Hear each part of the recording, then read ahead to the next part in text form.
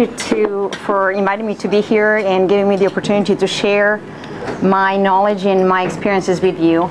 I will start with a story. It was December 21st, 1991. I just moved to Canada. I was there for 2.5 months. It was my 27th birthday. Since I moved to Canada, I barely spoke French, but I managed to befriend a lady who was also an immigrant from France. So Françoise and I spent time together, and she was there for my birthday. And she was all excited. She brought me this bag, beautiful gift bag, and she couldn't wait to give me this bag, and I couldn't wait to open the bag. And as I was pulling things out of the bag, I gasped. I did not anticipate the gift.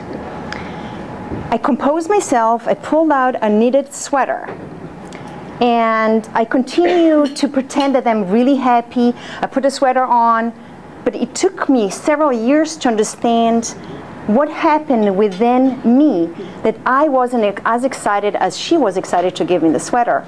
So to explain this is, I came from lower middle class in Serbia. My mother, I was the youngest of 5, so my mother would knit a sweater for my brother. When a sweater was small to my brother, she would take the yarn and knit a sweater for my sister. So the people who had money to buy sweaters. Poor people who had to knit sweaters. So I couldn't wait to finish medical school so I don't have to wear those sweaters anymore. And there it was, a knitted sweater. So this is my story. So take Françoise's story. She came from France where her parents spent time buying her things and not having time for her. So her biggest gift was to knit a sweater, to put her time and attention for me. So this little incident led me to think about what makes us feel a certain way. So fast forward to 2000, I started coaching, and I started learning English a few years prior to that, and I started learning expressions, and I learned the expression to push one's buttons. So I spoke Serbian, I spoke French, but neither Serbian or French would explain what happens in us when we get emotionally upset or aroused. So it took me a few days to figure really out what it feels like when my buttons are pushed. But then that brought me to think about, how come someone can push my buttons but I cannot push them? How come someone else knows where my buttons are? I have no idea where they are. So the study about emotions and my learning languages and getting used to different cultures led me to write a book and understand that emotions have a language of their own. So I'll go back and tell you a little bit about me and where I'm coming from.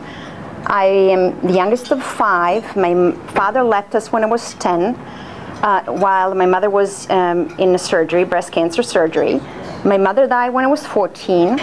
My sister got a child when I was 20. I finished medical school when I was 25. When I was 26, war started in Serbia. Life just go on, and I just dealt with it, and I moved to Canada. I barely spoke French. I managed to learn French, learned that I cannot practice medicine, and I started studying alternative medicine. But all through this time of adapting to new culture in Canada, I realized that everything learned in medical school was not helping me understand me. I was emotionally hurting. No matter how much intellectual I was about things, I could not understand my own feelings. So I started studying hypnosis and Chinese medicine and homeopathy and logotherapy, and I kind of assembled different approaches, all to give me a little bits of pieces of understanding me and my feelings. And finally I understood that because I spoke 3 languages, because I had a medical background, because I had my own issues to understand, I understood the language of emotions that nobody else did before.